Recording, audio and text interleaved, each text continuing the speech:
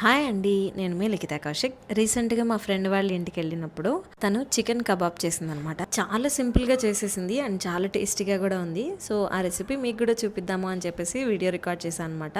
ముందుగా బోన్లెస్ చికెన్లో మంచిగా ఉప్పు, కారం, గరం మసాలా, ఇంకా అల్లం వెల్లుల్లి పేస్ట్, పెరుగు వేసుకొని కొంచెం కొత్తిమీర యాడ్ చేసేసుకొని మినిమం 3 to 4 hours వరకు ఫ్రిడ్జ్లో పెట్టుకుంటే పీసెస్ అనేవి చాలా మెత్తగా ఉంటాయి.